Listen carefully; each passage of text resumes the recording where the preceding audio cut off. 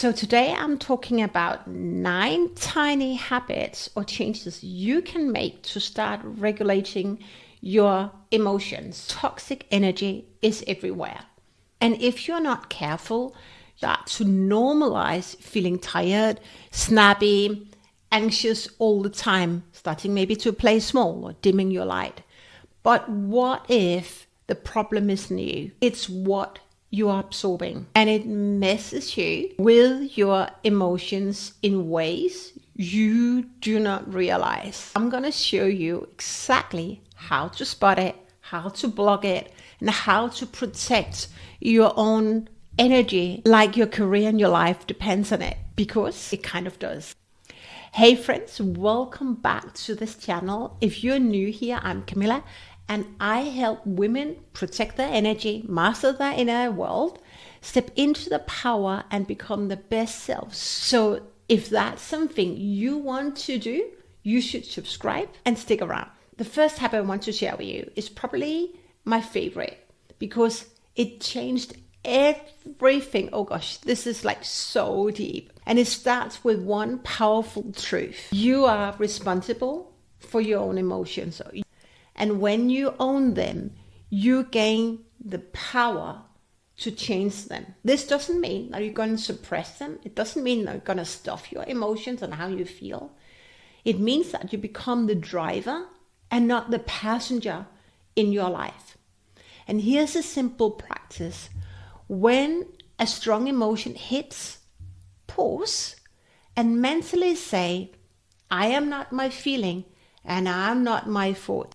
Are you still with me? Because what's coming next flips the script on your biggest trigger. When something upsets you, I want to get curious about why you allow yourself to be triggered. Most people react rather than respond.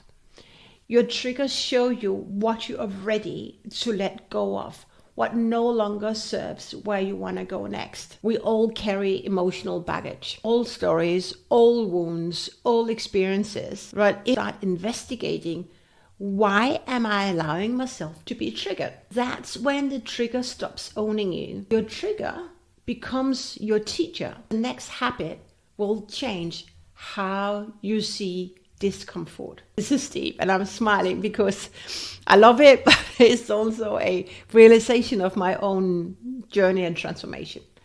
Suffering is a choice. When you suffer, you feel you're thinking. Most of my career, when I walked into a room with people with higher titles, I would tell myself, I am not good enough. They don't like me. I said something wrong. I didn't say what they wanted me to say. But now I know that I shouldn't be in the room to be liked. I should be in the room to help create impact. You want to tell them what they need to know, not what they want to know, because you're in that room to be a trusted advisor. You want to master becoming greater than what you think to be true. That is emotional intelligence.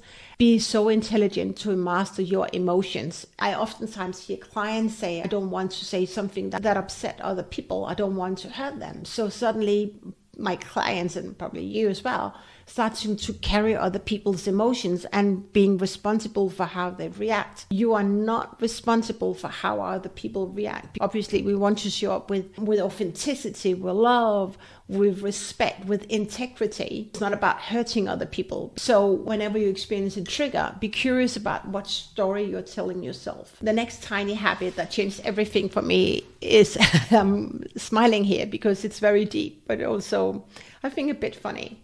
Suffering is a choice. When you suffer, you feel you're thinking, but oftentimes your thinking is not the reality that you want to create for yourself. Remember, your thoughts about a situation is not the situation. It's how you perceive the situation.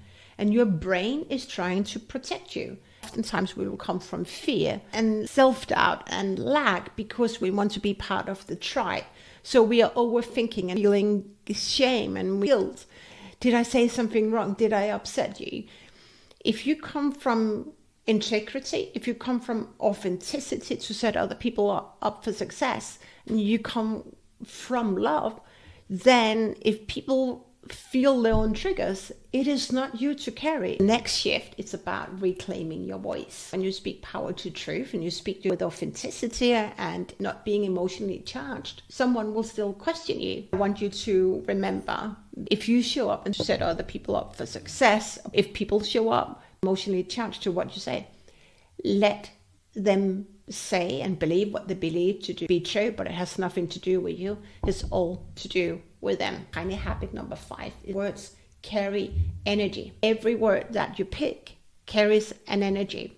And when we want to protect ourselves from toxic people, curious about the words that they use. There's so many negatively charged words people use. But what happens, and we want to be aware of that as leaders, is that negativity goes straight into our subconscious. So even though you want your team to do something, but if you're not consciously aware of the words that you pick, you don't get what you want, you get who you are. So start being curious about the words that you tell yourself. You can feel it in your body. Choose a better feeling story. It requires you to train your mind, but it is actually really easy to do that. The next habit I want to share with you is a game changer. People's reaction are not about you. It is their responsibility how they show up. It is their stuff. It's their emotional baggage. It is them allowing themselves to be triggered. It has nothing to do with you. How people show up is their choice. Their story is not my story. It's not my truth. When you stop taking things personally, you actually get your power back. All right, are you still with me? Because let's get curious together. Instead of judging your emotions, recognize that right now, this is what I feel, but it is not gonna impact me, what I want to achieve. Tell yourself, it is what it is, and that's what it is. It's a feeling, and you choose to feel the feelings. When we are not emotionally strong, we ride with the waves. When we are emotionally strong, emotional resilient, we stay calm, no matter how chaotic the outer world is. Now I lost my dad, and I go through a very interesting period where I actually feel very calm with, even though I was so sad this morning, I was crying, but I can control my emotions. So that of being curious about your emotions and learning to stay calm rather than riding on the waves of the emotions are very, very strong and will help you